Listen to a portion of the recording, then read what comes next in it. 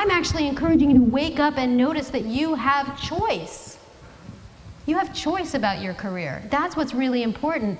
And no, you may not have choice about whether your job is going to stay or go, but you have choice in how you respond, how you react, how you make decisions, whether you choose to be proactive when you hear news that's concerning to you, or whether you choose to be reactive and wait until everything's all settled and then say, well, there was no fair choice for me here. You can lay out choices for yourself, this or that, and pick the big categories, you know? Stay in California or leave California. Stay in the US or leave the US. Right? Those kinds of big questions that you can then check in with your body and say, what does my body read about that? You know, do I get all tense and tight? Do I get open and excited and bubbly and, oh, that's interesting. So noticing the reaction that you get. If I want to lay out some choices, do I move up or do I move laterally? What feels better to me? That's an example of a set of choices you can start to lay out for yourself so that you start to get information from yourself about what feels better. So you can start to go into your body and you can start to notice things like tension. Do I feel more tense or more loose with this choice? What does that tell me? You can look at temperature. Am I more hot or do I get more cold with this choice? What does that tell me? What about my weight? Is this decision, does this choice make me feel heavy? And this one makes me feel light. What is that telling me? Or for example, your energy. Does my energy feel really slow and quiet? Or does my energy feel high and bubbly? So you can actually start to use, your body has all this great information for you. It's the nexus.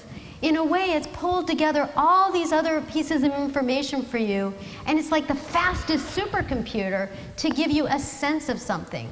Now, is it going to give you an answer like, you know, what should I do? Well, you should turn the corner at the left and go 17 degrees north, and then turn 4 degrees right.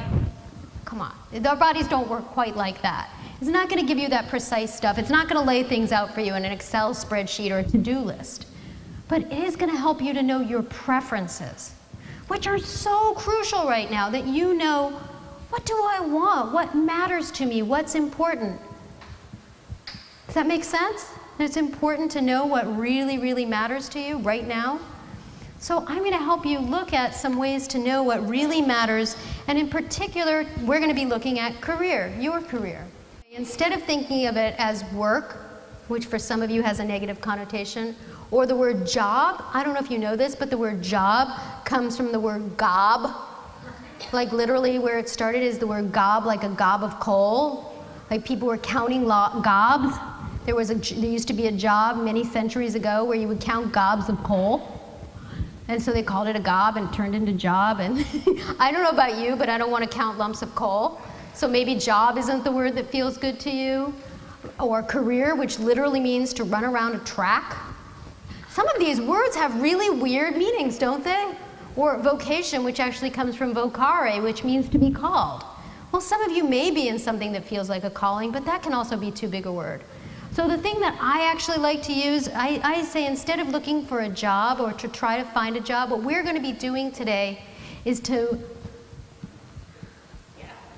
we're going to, woo! Maximize your role. What does that mean? Your role is your return on life energy.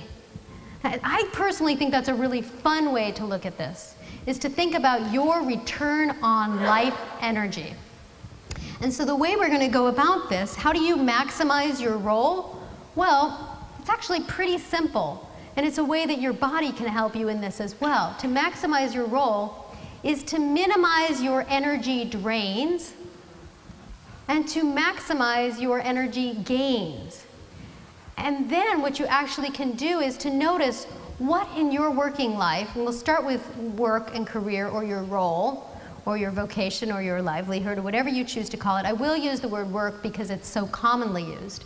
But in your work, maximize your energy gains, minimize your energy drains, and then look at each of those. Look at what's draining your energy, and instead of allowing that to stay, to transform that into a desire. Because it's telling you, if something's draining your energy, it's actually a signal. It's a signal, and it's telling you, you know what? You actually want something different. And those gains are telling you, I want something directionally in this way. So what you want to then do is to tune those up into your desires.